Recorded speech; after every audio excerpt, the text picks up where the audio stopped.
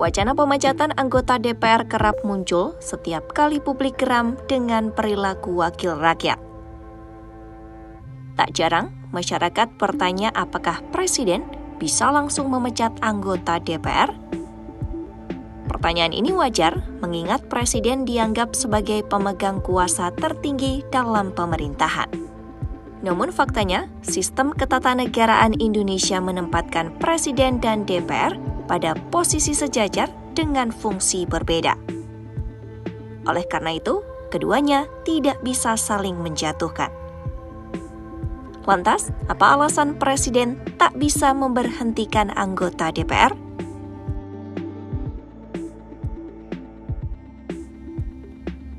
Dalam sistem presidensial seperti yang dianut Indonesia, Presiden memang memiliki kewenangan luas sebagai kepala negara sekaligus kepala pemerintahan.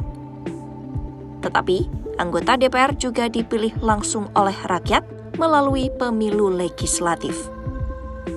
Keduanya sama-sama punya legitimasi politik dari rakyat dan masing-masing memiliki mandat konstitusional yang tidak bisa diganggu satu sama lain. Hal ini diatur jelas dalam pasal 7C UUD 1945 yang menegaskan Presiden tidak dapat membekukan dan atau membubarkan Dewan Perwakilan Rakyat. Artinya, meski ada tekanan publik, Presiden tidak bisa begitu saja mengeluarkan keputusan sepihak untuk memecat anggota DPR.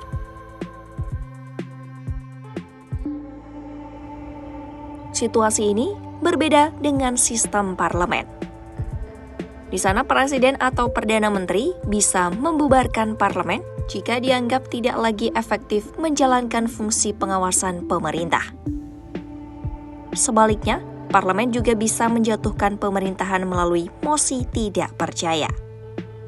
Namun di Indonesia, presidensial dipilih agar stabilitas pemerintahan terjaga. Presiden tidak bisa dipecat oleh DPR, dan DPR pun tidak bisa dibubarkan Presiden. Inilah prinsip keseimbangan kekuasaan yang dijaga oleh konstitusi. Kalau begitu, siapa yang bisa memberhentikan anggota DPR? Mekanismenya sudah diatur dalam Undang-Undang Nomor 17 Tahun 2014 tentang MPR, DPR, DPD, dan DPRD atau Undang-Undang MD3 serta Peraturan DPR Nomor 1 Tahun 2020 tentang tata tertib. Anggota DPR bisa diberhentikan jika tidak mampu menjalankan tugas selama 3 bulan berturut-turut tanpa alasan, melanggar sumpah jabatan, terbukti bersalah lewat putusan pengadilan, atau melanggar kode etik. Selain itu, usulan pemberhentian juga bisa datang dari partai politik yang mengusungnya.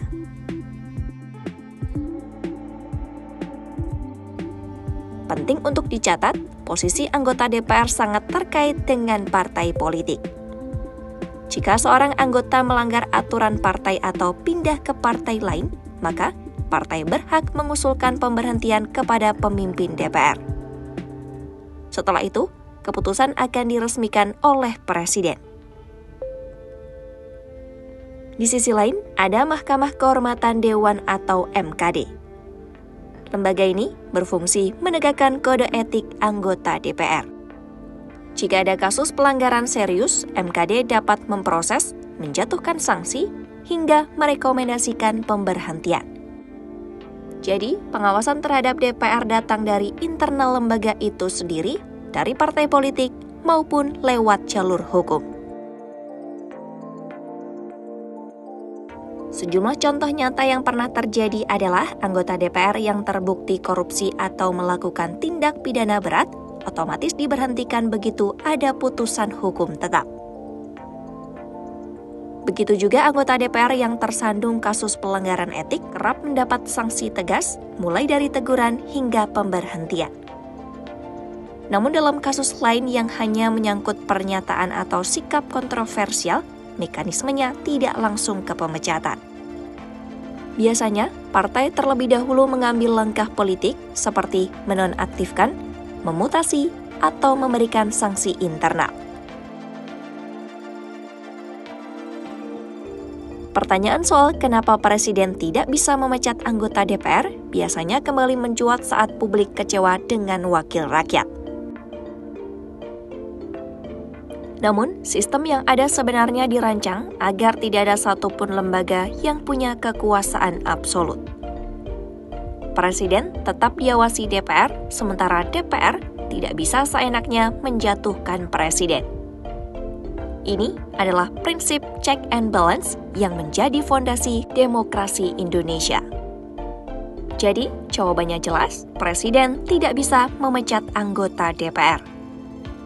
Mekanisme pemberhentian anggota Dewan sudah diatur lewat konstitusi, undang-undang, dan tata tertib DPR. Kontrol terhadap DPR datang dari partai politik, MKD, serta jalur hukum. Meski demikian, suara publik tetap penting.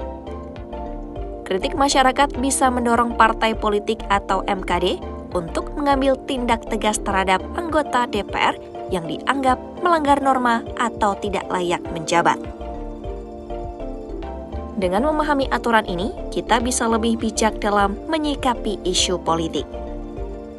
Demokrasi berjalan bukan hanya lewat presiden, tetapi juga melalui keseimbangan antar lembaga negara.